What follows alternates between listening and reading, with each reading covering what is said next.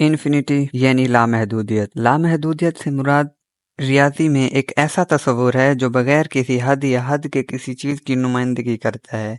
ये बज़ाहत खुद कोई हद नहीं है, बल्कि एक तस्वुर है जो एक मियार या कद को बयान करता है जो हमेशा जारी रहता है। इसे आसान लफ्ज़ों में कहें तो नंबर कभी ख़त्म नहीं होते। हम ज़हनी तौर पर मिलियन और बिलियन जैसी टर्म्स ज़रूर बना ली हैं, तो क्या मिलियन, बिलियन या ट्रिलियन तक ही नंबर्स होते हैं? तो नहीं। अगर हम आज गिनना शुरू करें और मरने के बाद वहीं से हमारी औलाद आगे गिनना शुरू करे तो ये नस्ल दर नस्ल चलता रहेगा। नस्लें ख़त्म हो जाएंगी लेकिन नंबर्स कभी ख़त्म नहीं होंगे। हम इसमें पूरी ज़िंदगी उलझ कर रह जाएंगे। इन्फिनिटी किसी हद या इख्तिताम के बगैर किसी चीज़ की नुमाइंदगी करता है। ये अक्सर रियाजी, तबियाती और फ़लसफ़ों में लामहदूद मिक़दार, जगह या वक्त को बयान करने के लिए इस्तेमाल होता है। इसकी अलामत ये होती है। ये नोट करना ज़रूरी है कि लामहदूद एक नज़रियाती तस्वुर है, ना कि किसी चीज़ जिस तक जिस्मानी तौर पर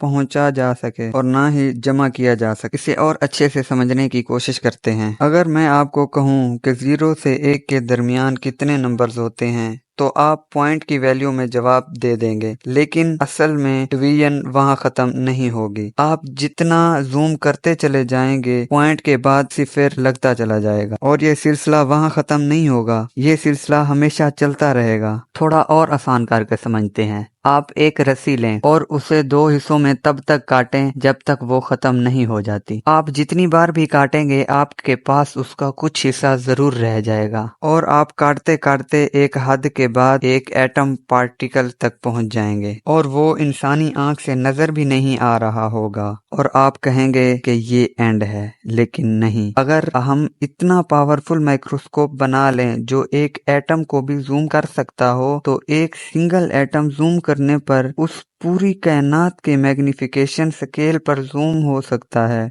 यानी एक सिंगल एटम भी जूम करने पर ना ख़त्म होने वाली इन्फिनिटी को जन्म दे सकता है। आप इमेजिन करें कि एक ऐसा बॉक्स है जो कभी डिस्ट्रॉय नहीं किया जा सकता। आप उसमें एक एप्पल रखें और वो कुछ अरसे के बाद गलना शुरू होगा और ये ध्यान रखें कि उस बॉक्स में ना कोई चीज़ अंदर आ सकती है और ना कोई चीज़ बाहर जा सकती है। वो गलना शुरू होगा और आहिस्ता आहिस्ता एक धूल में तब्दील हो जाएगा। वो धूल एक केमिकल एनर्जी होगी जो हम एप्पल खाकर हासिल करते हैं। क्योंकि वो एनर्जी हवा और ज़मीन में मिलने की बजाय एक बॉक्स में बंद है, तो वो धूल वाली एनर्जी हर पॉसिबल स्टेट से गुजर कर खुद को डी यूज करेगी और एक स्पेसिफिक ऑफ पीरियड के बाद आप उस बॉक्स को खोलेंगे तो वो एप्पल वैसा ही होगा जैसे आपने रखा होगा। लेकिन ये कैसे हुआ? किस तरह एक सेब एक धूल बनकर वापस आ गया और दोबारा एक सेब में तब्दील हो गया? इंसानी अक्ल इस बात को मानने के लिए बहुत छोटी है, क्योंकि इसमें महीने और दिन नहीं बल्कि कई अरबों खरबों साल का वक्त लगेगा। अगर वक्त इन्फिनिट है तो सेब ही नहीं बल्कि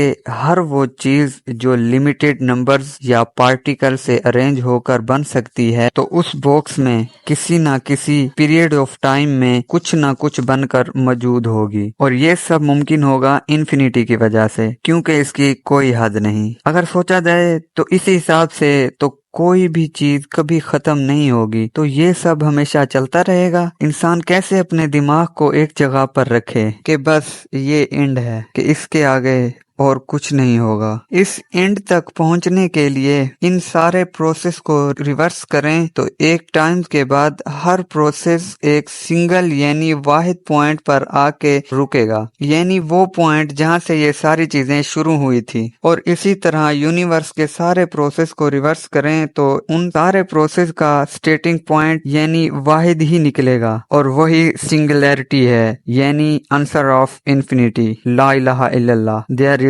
नथिंग बट अल्लाह। इन्फिनिटी को सुलझाने का सिर्फ यही एक हल है जो साइंस के हर एंड पॉइंट को रूह बख्शता है, वरना ये इन्फिनिटी इतनी खतरनाक है कि इंसान को पागल कर दे। अगर आप इन सब चीजों को साइड पे रख के अगर आप इन्फिनिटी को गहराई से सोचें तो आप एक किसी पॉइंट पर पहुंचकर आपको एक अजीब सा एहसास होना शुरू होगा और आपका दिमाग एक झटका मारकर उस कैफियत से बाहर निकल जाएगा और आपको दोबारा प्रेजेंट آپوزٹ میں ڈال دے گا، مطلب وہی جگہ جہاں سے آپ نے شروع کیا تھا۔ السلام علیکم۔